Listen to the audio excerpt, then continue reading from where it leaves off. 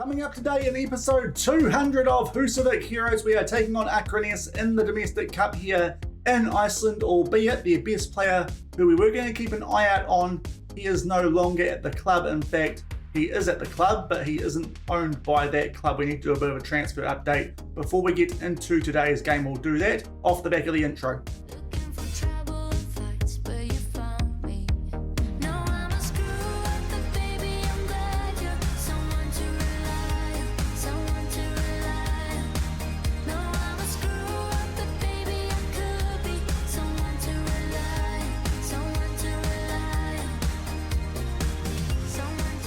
Hello everyone and welcome back to Husavik Heroes here on Shaun Does FM. I hope you are doing well, and if you are looking forward to this 200th episode, raising the bat for the double century, then do remember to go down below, leave a thumbs up on the video, and if you haven't done so already and are enjoying this series here on the channel, also remember to hit that subscribe button and turn that notification bell on as well. It is greatly appreciated. But today we have got a roundabout to where we did expect to at the end of yesterday's episode, where we did take on HK in our first came back in the league from the World Cup break. If you missed the episode, I'll leave a link to it over in the top right corner, getting pretty much, as I said, about where we expected to. One of the games against Akraness, albeit it's the sooner of those, and that is in the Cup, albeit last season we didn't actually win the Icelandic Cup for the first time in around about 10 to 12 years, so it would be good to get past Akraness at quite an early stage in this competition and try and get our hands back on that trophy to keep our hopes alive of a domestic quadruple. But before we turn the attention to ourselves, just a quick recap of what happened in the latter stages of the World Cup. We kind of recap what happened up until the quarterfinals in yesterday's episode. As you can see there, we've kind of spoiled it. In the end, England did win the final. They beat the defending champions Portugal, Bruno Costa's Portugal, by 1-0 in that final. But going back to the quarters, you can see Portugal did a real number there on Spain 4-1. England got past Switzerland on penalties. Uruguay knocked out Luis Herrera's Mexico 1-0, and Brazil got the better of Italy by a scoreline of 2-0, albeit Italy probably quite stoked to just be at a World Cup given the circumstances. In real life, in the semi-finals, Portugal beat Brazil 2-0 after extra time. England beat Uruguay 1-0 in regular time, and then we make our way forward to the third and fourth playoff, which Brazil did win. And as you saw before, England are the World Cup champions for the first time in this save universe. Usually it is France, but they got knocked out quite early and they beat the defending champions Portugal, as mentioned before, in that final being hosted in South Africa. So that is what happened at the World Cup here in 2038. And while all that was going on, we played a few more games off the back of yesterday's episode, 4 of them in the league, and they were all pretty comprehensive victories. A couple of 3-0 results there, with close enough to our first choice teams there over Grotta and then Breidablik. And our rotation team has actually been in quite good form there, with 2 7-0 wins over Hafnarfjordur and Nuts Chaos. What that does mean is that we have really closed that gap that was just there off the back of that World Cup break early on in yesterday's episode. We are now only 2 points behind Fylkir, and we have 3 games in hand on them. So hopefully, off the back of this game in today's episode, we can start to jump above Fylkir and really try and make sure that we win the domestic league title yet again. In this save, currently, we have won it 15 times in a row. The last team to win it were Breidablik all the way back in 2022. And hopefully, that run does not end before this save does finish in a couple of weeks' time. I think it will be maybe about a month until the FM23 beta does come out, but you might be able to see before, based on the goal scorers, there have been a few new additions here at Volsungur. We have also sold a couple of players since yesterday's episode as well, so it is time for a transfer update before we do get into today's game. We've done 2 big sales and 2 additions since the end of yesterday's episode. We'll start off on the right-hand side. First off, we did sell Ali Ramadan. We have a lot of depth these days at centre-back at Volsungur. He was the player who was the oldest and didn't have quite as much potential as who was already at the club, of course, being 30 years old. So Ali Ramadan, he has gone to Real Madrid. Of course, around about this time last season, we did actually try and get rid of him before our Icelandic transfer window closed, but he didn't decide to leave in time to join Barcelona. This time we have got rid of him nice and early, and he has gone to Real Madrid for a fee of £42.5 million. You can see his value is a little bit higher than that in around that bracket, but to be fair, that's still a good deal, I think, for a 30-year-old, the former captain of the club. These days, that is Filippo Dinelli. We signed him for only £600,000 way back in 2029. I think we've got the best of him in this save so far, and now he joins Real Madrid to probably start winding down his career, but he has been a great centre-back for us here at Volsungur, taking us to 3 Champions League titles, but that was a deal that I thought was too good to turn down, and Real Madrid have picked him up now for £42.5 million. We don't need to replace him because we have enough talent there at centre-back, especially considering we are going to switch Basaro Gay to centre-back for this upcoming European season and play Elaine Basicki in that DM role instead. So that is the notable departure that we have had since yesterday's episode. Along with that, we've sold a player who's mostly been out on loan since he's come to the club in Ousmane Diop, and we got rid of him for £24 million, which for a player who didn't really play that much for us here at Volsungur, I think is a very good deal. We signed him out of Senegal quite a while ago, never really played for the first team. He was about 3-star current ability and potential when he was at the club, so quite similar to Ali Ramadan, albeit a bit younger. And as you can see there, didn't really feature at all for the first team here. We loaned him out multiple times to Senegal, France, and last season to Mainz in Germany. And after signing him for only £20,000 in 2034, we have sold him to Hertha Berlin for £24 million. And that includes a 30% of next sale clause as well. So I think that is a very good deal for a player who wouldn't have really got any game time in the upcoming years here anyway. So that helps boost the bank here at Volsungur. And as you might have been able to see before on that transfer history page, we have certainly made the most of that extra money. So quite a bit coming in there for those 2 players. And we have bought 2 in. First off, though, we did sign a player on a free transfer. That was Racine Gunez out of Midtjylland. He's a promising right winger who does come out of Denmark, 17 years old, 1.5-star current ability, 4-star white potential, 3-star gold potential. He will be developing in our under-19s for the next couple of seasons. But we did sign 2 players on the same day. And first things first, the player who we were potentially looking forward to playing against in today's episode, Olipor Halson. We have signed him off of Akraness for £6 million and loaned him straight back to Akraness. These days, with us being his parent club, that does mean he cannot play against us. But of course, the big thing here is that he is an Icelandic player who we did sign from a fellow Icelandic club. So the reasoning behind this transfer is that Inter Milan came in for him. So we went in for him to try and keep him here in Iceland. Then Real Sociedad came in for him. Thankfully, he chose to stay in Iceland and join us here at Volsungur. A very promising striker, the European Golden Boy at the moment, is this youngster who already has a national team goal in 4 appearances, 2.5-star current ability, 4.5-star white potential, 3.5-star goal potential. He is a very promising striker who can also play out on both wings. So that is definitely a good bit of business already. His value going up in between the 24 to 34 million pound mark since joining the club, and he will go out back on loan to Akraness for the rest of this season, and we'll see what we do with him when he does return to the club come the start of the next calendar year. But in the end, we put a bid in for him, so he did not go offshore, and thankfully he chose us over Inter Milan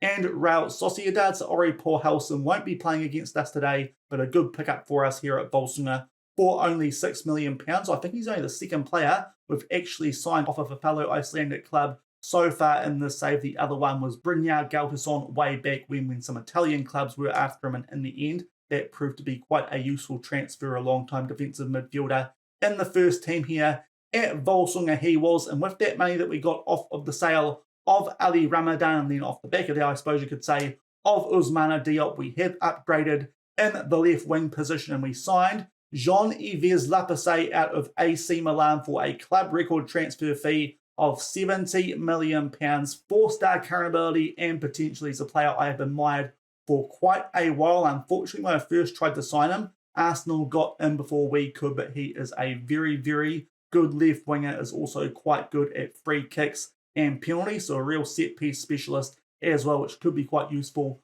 for the first team, and he is a big upgrade on what we already had there in both Ognjan Mizkic and Christopher Alagard in that left wing position. He is 28 years old, but we don't have that many seasons left in this sale, I think, so I don't mind the age quite as much as I would have in previous years. A quick look at his career stats. We were looking at him back when he was at Lorient in Ligue 1 over in France, but as I mentioned, Arsenal got in before we could with our transfer budgets back then, not being the biggest. He spent a few years at Arsenal, then he went and joined AC Milan for £45.5 million. Has done a good job for those guys over the past 5 seasons, and now we have signed him for £70 million. And as you would have seen before, in that first appearance, he picked up a double and man of the match on his debut, albeit both goals did come from the penalty spot, and he is going to be playing in this upcoming game in the Cup against Akraness as well. So a new club record transfer, bringing Jean-Yves Lapasset into the club to be our new starting left winger. Once Ognjar Mizkic does recover from his injury, we might try and get rid of him. I do like the look of Christopher Allargard based on what he did late on in the Champions League last season. He is homegrown at club these days as well. So I think Ognjar Mizkic might be a player that we do look at getting rid of. But that is what we have done transfer-wise off the back of yesterday's episode. And with that sale recently of Ousmane Diop, we still have a decent little kitty there in the transfer budget, £26 million, 68,000 in the wage budget as well. And if we can sell someone like Ognjar Mizkic, that should only go up, hopefully by around about £60 million, as that is his value at the moment. So that could jump up to around £86 million, and that would allow us to get a few more good players here at the club and potentially a few wonder kids as well, just to build up the depth here for when you guys do take over the save come the end of this series. But we are going to take on Akraness in the Cup today. At the moment, Akraness, if we go back to that league table, they currently find themselves, once we eventually get there, when I figure out what I am doing, they currently find themselves 6th in the Islands Deal, so just outside those European spots at the moment, after we did overtake them to make our way back into those European spots in yesterday's episode. Right on the brink there, though, currently with Keflavik, so they could be a team who does end up in Europe next season, especially if the player who is now on loan at them, in Paul Halson, can help them out there in those domestic league games. He is up there currently tied as the top goal scorer with 10. But if we make our way back over to our squad for this one, this is what our new look first 11 does look like going into this upcoming European season. Not too many changes, but Basaro Gay, he comes in there to the spot that Ali Ramadan was taking. That means that Alain Basicki goes into the DM role, and then left wing we have Jean-Yves Lapasset. So overall, that is a very, very strong looking first choice 11 here at Volsungur at the moment, and the bench is also quite strong as well, albeit Bruno Costa would usually probably be in there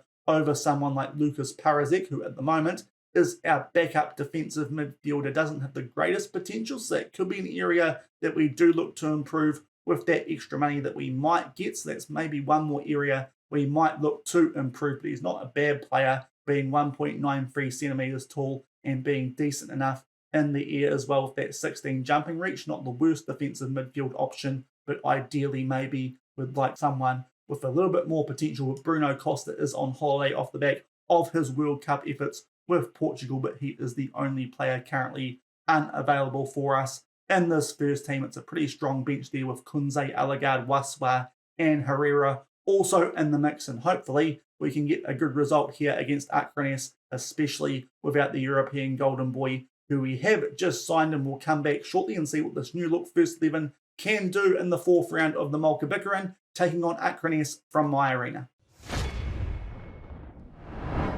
And we go forward to the 1 minute mark for our first highlight of this one, so it hasn't taken long here for the first highlight. We are in position here in the rain in Husavik, and an early chance potentially there for Adam Saki, albeit good slide tackle, but we do get the ball back not too long off the back of that. Bayer will put this one into the mixer. It's an absolute scramble, but eventually Adam Saki puts that one in the back of the net. Not too sure what a scramble is, but I know what a scramble is, and that is what that was. But eventually Lapasset will pick up an assist early on in his first on-camera appearance. We kept the ball there off the back of that slide tackle on Adam Saki, and from here an absolute mess, but eventually Adam Saki pokes that home, and nice and early we take a 1-0 lead. And we go forward now to the 18-minute mark for our next highlight, well on top of Akraness here, but still only 1-0 up. They do have 2 former players of ours in this team, and they did nearly link up there. Flavio Trubia from way back when in the day, as well as Fabrizio, a more recent player here at Volsungur, albeit didn't make too many first team appearances, but they eventually give the ball away there to Akraness, and Agatigere makes his way through the defence, plays the ball forward for Benvenu Bayer, but that one just comes off the underside of the crossbar. A good chance for us there to double our tally, albeit Lapasset here gets in behind, but it is a goal kick, still 1-0 coming up to the 20-minute mark. And very shortly off the back of that previous highlight, we do now have a throw in here just inside our own half at the 20-minute mark, being pinned in a little bit here down our right-hand side, and we try and play a ball over the top, but Akraness do get back in position. They are still right in this game despite our dominance stats-wise, because we are only up by a scoreline of 1-0, and Truby will play that one back to Klaben, I believe is how you might say that. Not too sure how those curved Bs work in the Nordic language, but we'll try and figure those out towards the end of the save. Probably something I should have figured out by now, I think it is fair to say, but we do get the ball back there as Akraness did try and get on the front foot, and Lasana Dumbia plays that one forward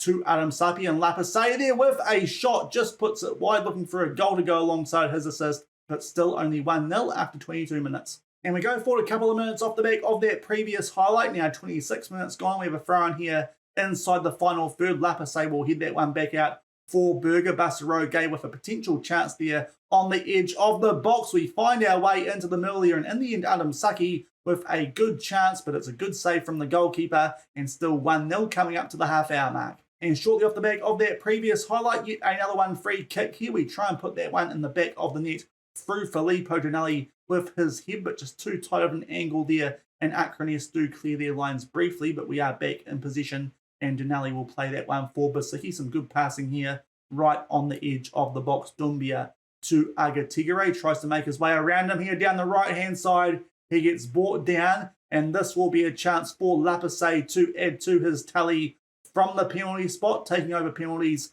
from Adam Saki. He is a very good penalty taker, as you saw before with those stats, and that will be his third goal for the club, all of them coming from the penalty spot, and I think that's a deserved 2-0 lead here based on the way this game has been going. He sends the goalkeeper the wrong way. 2-0 Volsungur after 31 minutes. And we go forward now to the 41-minute mark late here in the first half. We have a set piece. It's a little bit messy, and Agatigere there with a chance from a tight angle. It comes off the post, and it is still 2-0 in our favour. Potentially should be a little bit more heavily in our favour on the scoreline, albeit that might change here with one more highlight. Benvenu Bay, a nice ball there from Lasana Dumbia, but yet again he hits the upright. That is twice now in this half, and it is still 2-0 just shy of half-time. And as I try and wrap things up, it was Akraness there who were on the attack, but we somehow get a foot in there and do get possession back. Can we extend the scoreline right before half-time and the added time in this first half? Adam Saki plays the ball over the top there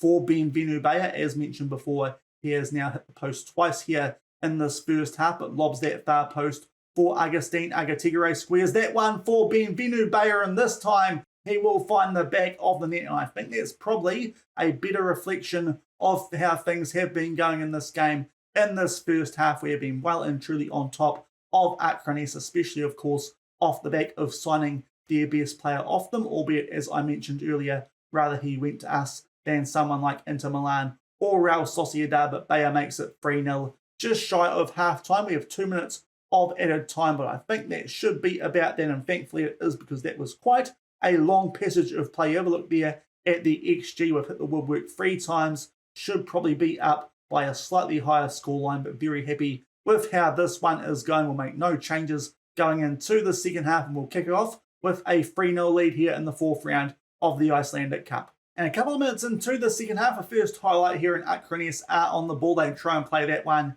down their right-hand side, but that is quite easily dealt with there by our defence, and Dumbia gets us here right on the front foot. They will play a ball forward for Adam Saki, but that is quite a brave save there from the Akraness goalkeeper. A good chance for Saki, but it remains 3-0. And very shortly off the back of that first highlight of the second half, we have another here starting off with a goal kick to Akraness. They pump it deep, but Basaroge and Elaine Basicki deal with that danger. It should be good having both of those players in our defensive unit these days. Basaroge, very good centre-back transitioning from defensive midfield, and Elaine Basicki does like big matches, and there is an absolute howler from Mozinga in goal there for Akraness. He lets that go right through his hands, Larice Carrius-like, and that is an absolute shocker off the back of a good slide tackle from Bayer to get position back for us. Dumbia plays up for Saki. He takes a pot shot, and Mozinga, to be fair, did have to jump for that one, but still, it is not a great effort, and that makes it 4-0. And going forward to the 63-minute mark, we're going to make our first substitution here. Augustine Agatigere has just taken a knock and has gone down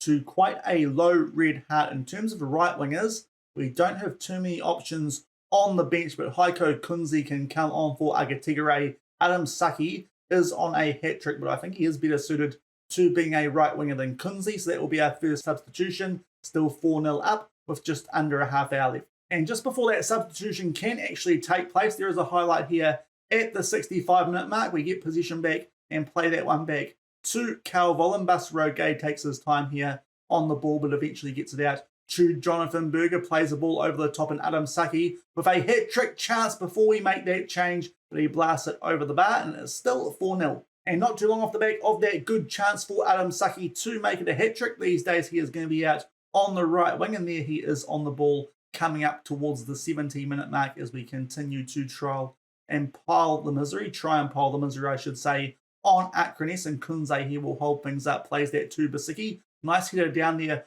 from Lapase. Good chance for Kunze to get on the score sheet, but just puts it wide. Still 4-0 at the 70-minute mark. And right off the back of that previous highlight, we are going to make our last two substitutions. We have two players now down to red hearts. One of those is Lasana Dumbia, just one midfield option on the bench. So Parazek can come on him and we'll move him around with Elaine Basicki. He can play box to box for the last couple of minutes of this game. Also, Buster Gay is down to a red heart. Richard Waswa will come on for him. That's all of our subs used, and it is still 4-0 with just over 15 minutes left. And a couple of minutes off the back of those last couple of substitutions, it is Akraness here trying to establish a little bit of consolation to the scoreline. They do get on the front foot here. Good chance for Good Jonsson. It's a little bit fortunate there. Good block from one of our defenders, and Cal Vollen just keeps that one out of the back of the net. This highlight is actually going to continue. So Akraness cannot get a consolation goal just yet, and it might end up being a chance for us to make it 5-0, which based on the XG, we probably should have already achieved at the moment. We are underperforming our XG quite a bit when this first team does play, albeit we do have some players who are getting used to their new roles here at Volsungur. But Heiko Kunze, it's a nice square there for Bienvenu Bayer, but that time it's a good save from Mazinga in goal, making up for that earlier error in this half. That goal he did allow from long range from Adam Saki, and Saki taking the corner can't quite link up with Filippo Dinelli. He makes his way back in field, plays that one back for Bayer. We knock it about the defensive midfield. We're just waiting to see if this highlight is going to continue. Basicki with a shot, but it is blocked, and still 4-0 with just over 10 minutes left. And we make our way up now towards the 80-minute mark. So quite a few highlights here in the second half, but not much in product, but we might get a chance here to try and make it 5-0. Hopefully we can, because at the moment our XG is just shy of the 7 mark. So it is fair to say we're not quite being efficient enough in front of goal in this game today, but we eventually get on the front foot here in this highlight. Of course, Adam Saki is still looking for a hat-trick, but Heiko Kunze will also hit the post. We've hit the post quite a bit in this game today. Akraness will try and get something going on the counter-attack, but we eventually deal with it. I think that might be the highlight. In fact, Adam Saki now on the ball, but that's a bit of a poor pass there for Elaine Basicki, albeit the highlight does continue. Bienvenu Bayer. Parazek will play this one over for Jonathan Berger. Just holds things up. Is this highlight going to continue? No, it won't. Still 4-0, just under 10 minutes left. And we have entered injury time in this fourth round cup tie. In the end, it's been a very dominant performance, albeit you look at the XG, we should have won that game by a lot more. 44 shots, 19 on target for an XG of just over 7. We only put the ball in the back of the net 4 times, albeit did hit the woodwork 3 times, but 5 clear-cut chances. So probably should have had a scoreline there of 5-0 at the very least. So there's definitely some work there for this first team, but in the end, that's a pretty good performance, albeit, of course, that was help taking on Akraness team, who we did just sign their best player from them, of course, leading into this game. But that is a good performance, and that means we are going to be making our way through to the next round of the Mjólkurbikarinn and keep up our good form here off the back of that World Cup break. A very good performance, and we make our way through to that next round of the Icelandic Cup off the back of a 4-0 win over Akraness. And off the back of that win in the fourth round of the Mjólkurbikarinn, just a quick update on what is happening in European qualifying before we do wrap things up for today's episode. Unfortunately, the second qualifying round in the Conference League hasn't quite kicked off yet. That is still 5 days away from the first league, but we do now know who Natskaya are playing. In particular, they are going to be taking on Galway United out of Ireland. A quick look at those guys and they are a 2-star reputation club, so certainly that should be a potentially winnable tie there for Nuts KR, albeit a few interesting names there in that team, most notably one D McGoldrick up front, albeit that is Dara McGoldrick. Thought that might be someone different from English football. It is not, so hopefully Nuts KR can beat those guys, and who knows, we might get more than the 2 teams alongside us in the group stages of a European competition this upcoming season. But that will do it for today's episode. In the end, quite a comfortable win there over Akraness in the Mjólkurbikarinn, and also, probably a little bit more importantly, a transfer update as well. If you did enjoy today's episode, then do remember to go down below, leave a thumbs up on the video, and if you haven't done so already and are enjoying this series here on the channel, also remember to hit that subscribe button and turn that notification bell on as well. Tomorrow we'll see how far we get. As I've mentioned